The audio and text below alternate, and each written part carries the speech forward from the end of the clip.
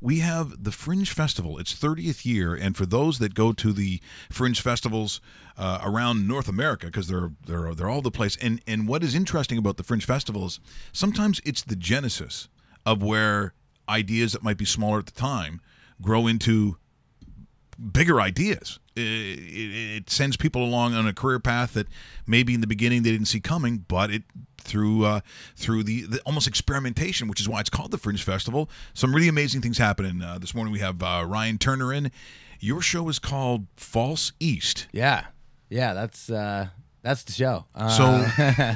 So is it about liars? What is it about? Well, it's got a bit of an interesting backstory. My producing partner, writing partner, acting buddy. We're big fans of Sam Shepard, who's kind of an American playwright who passed away last year and eventually kind of went on. And the second half of his career he was an actor, right. Academy nominated, and just like a man's man. You know, sure what I mean? it is. He was always in a tough guy movie. Yeah. So anyway, he has this great play called True West, and not the most creative title. We got into the Fringe late. We were on the waiting list. So anyway, so we're like, oh, we should write our own piece. You know what I mean? And because it was just the time that we had to get the rights and things like that, and with being artists in the city, it's tough to get the funding for these things in a short amount of time. So we tried to write our own piece that kind of paid homage to Sam Shepard's style, and then we made it about Toronto, and we. It's a very male-dominated cast, so we tried to open that up, and the Fringe is a very open and environment, I guess. So we brought in two female friends of ours who are really talented, and kind of we're able to take the best of all those worlds. So why don't you explain to those who aren't familiar with the Fringe Festival, and again, it's across the country, they're in all different cities, what is the idea behind it, Fringe Festival? I think the Fringe Fest is just like an awesome opportunity for artists of all kind in the city that are involved with theater or that just love performance to some degree, or have a message that they want to get across. It's by far the best way to be able to do a show. It's not easy to do a show in the city, to book a space, to find it, to be able to get it for set amount of nights, to be able to receive coverage for your show from magazines, newspapers, things like that. So the exposure and the opportunity is incredible, and they do make it so easy for you. I don't understand how the Fringe Festival, they're able to organize all this stuff, because they do 150 shows, and just me alone, I probably sent at least 60 emails, and they were all responded to within like a day or two. I'm like, I was expecting computer generated responses, but yeah, so it's just a great, and like for me and my buddy, we just want to do that. We wanted to put up our own show. We're not expecting it to go to Broadway at any point, but it's just it's a good excuse to just. But you don't know. People don't know. That's the beauty of the thing. Yeah, like it could become the hot thing, and next thing you know, you are on Broadway. It's true. Yeah, and that is the beauty of it, because there's quite a few shows that have gone on to success with, even like Come From Away is on King Street right now, and that started. That was it. New York City that it started in? I think it started in the Fringe. Because I thought it was the Fringe Festival in New York where it started, but I could be wrong on that one. Yeah, I know. But it did from the Fringe, which is incredible when you think about it. Wins Tonys now. Yeah. Even like Drowsy Chaperone, I know too, was a Fringe Festival show that went on to win a whole bunch of Tonys a few years ago. But it's just it's by far the best opportunity, and it's I might not, and I'm not necessarily a theater guy. I've done sketch comedy and improv and some film and TV work, but I haven't done much theater. So what is the background then? If someone looks up Ryan Turner, what are they going to find? A lot of one-liners. An okay IMDb page with a lot of number ones and number twos beside the character. Oh, boy. See, I've always wanted to be Purse Snatcher 4 or something like that. I thought I'd be great at that. Honestly, purse snatching on TV is a highly underrated job. It's a lot of fun. Because it's always the same. It's like two people are talking, hey, sorry about your grandmother has cancer, and all of a sudden, what? I steal the purse and I go right because I was like, stop that man, and then I don't care, shoot me in the back of the head. Maybe it's a little aggressive these days, I realize, but I'll just go for it. They throw a garbage can top, they hit me in the back of the head, and I'm run over by a garbage truck or whatever it is, and it's like, who was that guy? No, those are the best ones. You get a gun, you get to run, you maybe get to bleed a little bit. Usually you die, so there's some sort of explosion. You know what kills me about those guys? It's like Purse Snatcher 4, played by Oliver Olivier Livingston III. Yeah, you might want to. Well, I mean, if you have 3 names, I think there's like a good shot. For some reason, people think now, because of all the people that were 3 names, it's like, oh, I gave myself a 3rd name. Not only annoying, but or as the death sentence. Usually, if you're on death row, you got a middle name. Yeah, that middle name is Ray. So you know, you're either an incredible artist or you're a murderer. Ray or Lee. If it's in there. Maybe you got even a combination, too. Hyphenated. That's right. So Second City's your background, right? Yeah. I've trained at Second City. Yeah. And so with this project, I know the Fringe is actually underway as of yesterday, I believe. Yeah. When do you guys take the stage, and where are you located in the city? Because a lot of people, maybe don't know this, but it's not like the Fringe happens at one theater or one church basement. They can happen in the back seat of a bus. Bingo. You know what I mean? Yeah. And where are you guys located? Where can they find you, and how do they find you? Tell me more. We opened last night at 10:30 to a packed house of 12 to 15. Okay. Which was great. It was great. 15 people? That would having done stand-up, if it's 15 people, I don't like 15 people. 15 people's hard. It's tough, especially like coming from a comedy background. And I mean, so like I said, I hadn't done much theater, so it was like, I'm even though I know the show, there's still like that part of me that's like, I'm on stage. If I'm not getting a laugh every 2 or 3 minutes, there's a problem. Yeah, I'm like, weird. no, this is a point in the show that's dramatic. I need to be silent. Silence is good right now. But so we opened last night at 10:30 at St. Vladimir Theater on Spadina. It's just south of Harvard. Not a very well-known theater. Or well-known saint. Yeah. Both. Saint Vladimir? A Ukrainian saint. There's okay. The theater, I think, sits around 16 to 17 degrees, which is great for right now. But if it drops to 25, you're gonna be frozen in the second half. So bring a sweater. Does blood drip from the walls? Because I got a feeling that maybe church isn't the right word.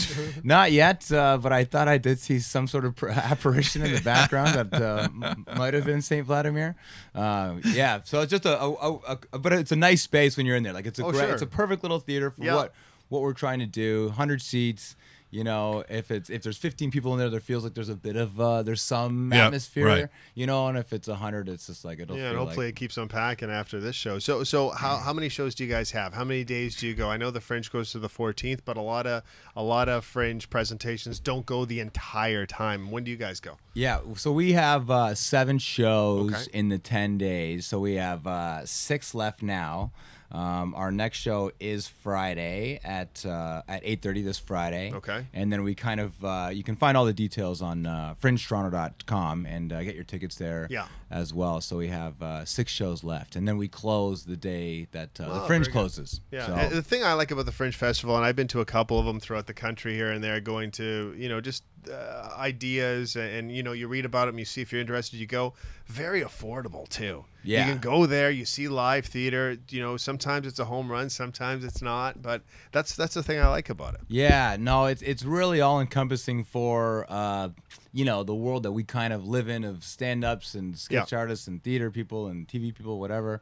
It kind of is just all-encompassingly great for everybody, and they have passes that you can buy like a chunk, because some people just come to Toronto just for the Fringe and just watch 30 or 40 shows. Like there's a here's what I think you should do. So on the last day, the last show, $1,000 ticket, $1,000 per ticket, and people are like, $1,000? Well, they have to come and see it. People go, what could be worth $1,000? Well, St. Vladimir, number 1. If I can get StubHub involved in this, because everybody buys tickets on StubHub, and if it's a jacked up price, I mean, the ACC can pull it off. Our show, I'll give you $2,000 for that ticket. Not the same history as the Leafs, but I mean, $1,000 ticket, that's a show people want to see. That is a show people want to see. Chris Gibbs directing. Yeah. That's pretty big, isn't it? Yeah, it was. We had we had a short list of directors that we wanted to reach out to that we knew that not some of them we knew personally and others we didn't know as well. And we knew Chris just from the Second Cities, but we didn't really know him that well, just from a couple shows that he had done. And I used to work at the Second City as well, so I just remember watching him do his one-man shows and stuff.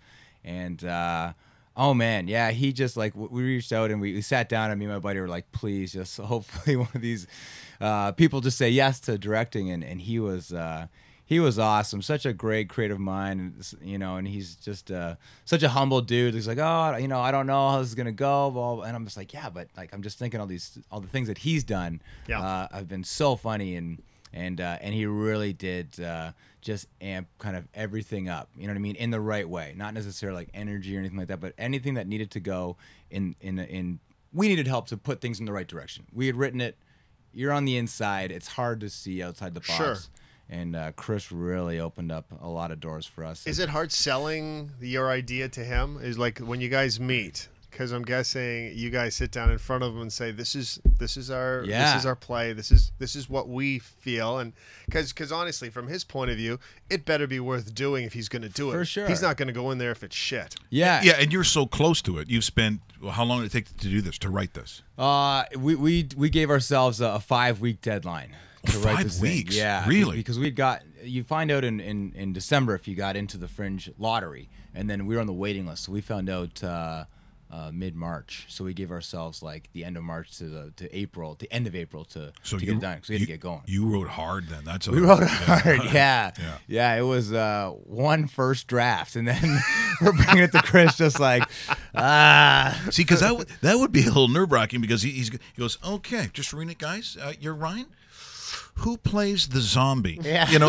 Because at some point it's like, okay, we're going to clean this up a little bit here. Yeah. And I think, and because of his comedic background, we're all pretty loose, and we're not stuck to any lines, no. You know what I mean? So it's like, and I have improv is my background. So I'm just like, it's hard for me to stick to the line sometimes. Yeah. But Who do you think's funny? I mean, you got a background in it. When you look at it and go, okay, well, not that you think you're that guy, but you're like, okay, I love this guy, this girl. Who is it for you? What's funny? Because you would think like in the TV film world, people that I will go like I'll watch anything that they do. Yes. Because there's kind of hit and miss for everything, but it's so weird because Toronto's got such a huge comedy community, but not very well known. That's correct. That's right. And I mean, I know not everybody's going to know the names necessarily in the city because it's a small, a small community in the minds of people that don't know comedy. But it's crazy because like you say that, and the people that come to my mind are people that I watch, around the city, stand-ups. Which stand-ups do you like? Improvisers. Some of them come on the show, just so you know. Yeah, I know. I'm a little biased because I've got like good friends that do stand-up. My producing and writing partner Andrew Chapman. He's a solid stand-up. He just won the best Canadian or best album for the Canadian Comedy Awards 2018. Okay. So he's up there for sure. I think Rob Bebenek might have been in the show before. Super talented guy. Jeff Paul, a couple of Yuck Yucks guys, like really funny. Now, do you do Yucks as well or no? No, I did stand up once and it wasn't. It went okay. Yeah, it went okay. Yeah. I had done improv for a few years, so I had a stage wasn't the issue. It was just it's a different skill set though. Jokes. It's a different skill set. You know, I've been reading. You remember when Martin Short came on our show, and so I've had this book forever, and I started reading it. The book is fantastic, by the way. The book is unbelievable, and it has a lot of different stories, including his evolution of how to get into SCTV, the whole Saturday Night Live, back to and then doing movies and so on. But he said, he tried stand up once, and it was Carol Pope of Rough Trade asked him to open up. And at that time, that would have been a weird, almost punk scene thing. Yeah. And he said he just got destroyed. Oh, and his level of humor, he tried to do, just a bunch of stuff. And he's like, I'll never do that. John Candy wasn't a stand-up. Yeah, that'd be a tough go for like a Martin Short style to go into a punk rock show. I feel like he literally would get eaten alive. And on he did. stage. He said people were like they were saying bad things to him. Yeah. That and guy was a hardcore punk rocker. Yeah. He ate the head off. See, of and a short. I thought maybe you would be good at comedy because you're a born and raised Cleveland Browns fan. Oh my and gosh. that's a comedy right Yeah. there, isn't it? Oh, honestly, nobody has a greater sense of humor than the Browns fans. See? You go online, I tell you, there's some grade A material for Cleveland Browns material. You got to be happy with what the team's done in the offseason, though, because this actually looks like this team could start to generate in the right direction. The I tell ya. receivers, the new quarterback, not that he's good, but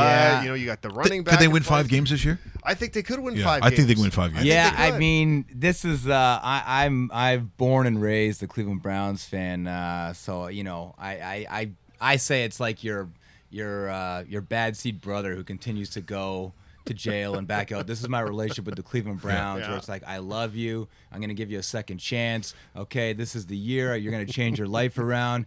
And then, September 1st rolls around.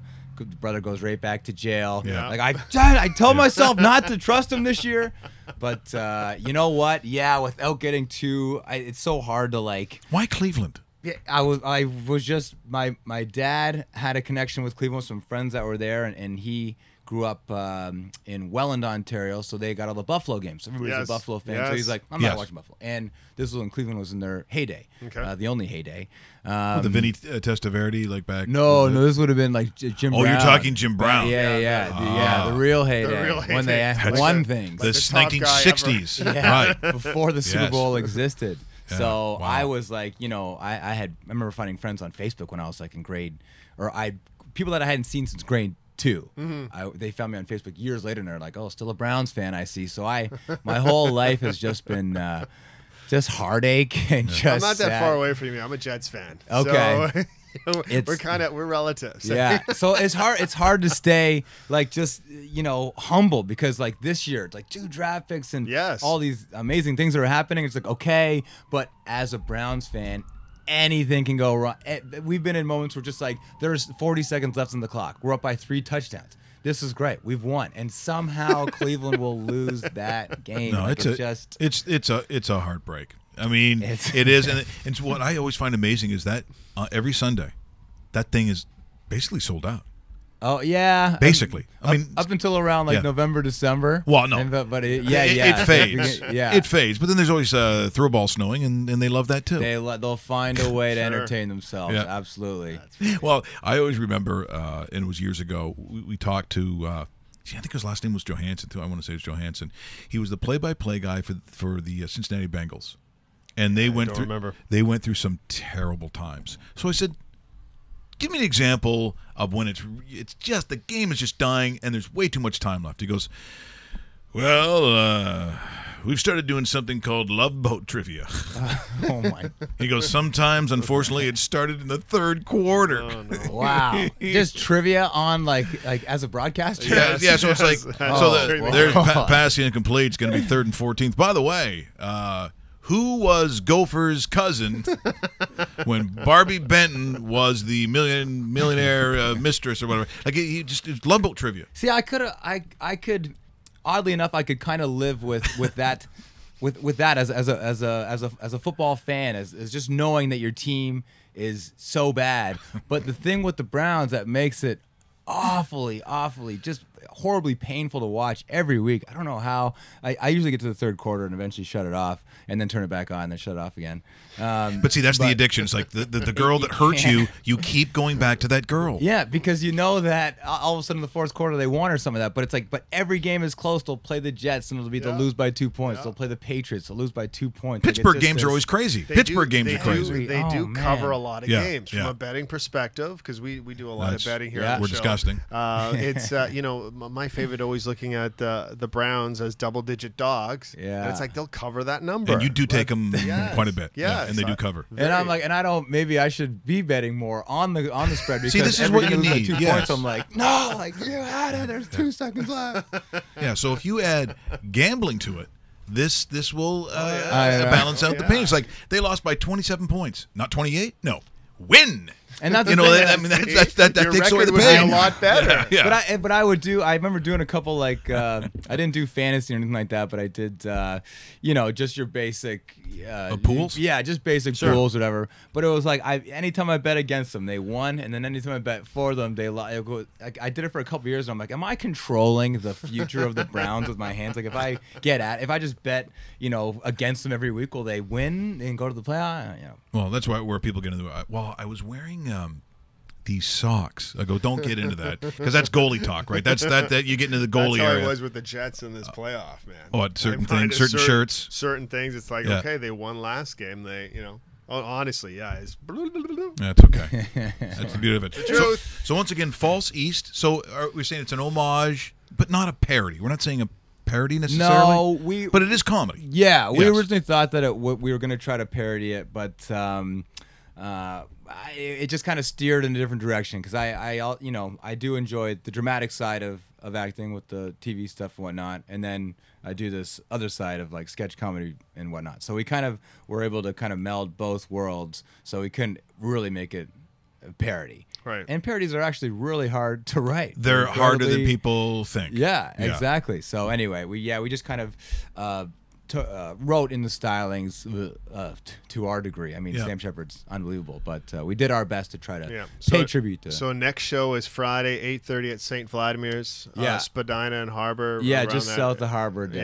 Yeah. Okay. Yeah. I'm going to this 12 church, by the way. I'm obsessed by Oh, now you going to kind this of place. I'm spend some kinda time in the curious about church. it. Yeah. You go to the museum, the Ukrainian museum there. I mean, you can spend a whole evening at the St. Vladimir Theater, catch a show. Are you active on social media at all? And where can they find you? I am, yeah. Ryan, I'm on Instagram, Ryan Turner 6, and through this show, I'm like, I guess I should post more than every 3 months, and like Yeah. really, It might like, is this help. picture Instagram worthy? Like, none of my 200 followers care. Like, but yeah. So it's I've been promoting the show, and Very good. I even did a story out here. I think I did it right. Awesome. Okay. Good for you. Well, good luck Ryan, with it. thanks so much Yeah, for thank coming you in. guys. This was awesome. Really appreciate Yeah, it. pleasure. That is Ryan Turner. False East is the name of the show at St. Vladimir's. Yes. What? Did we just become best friends? Yep.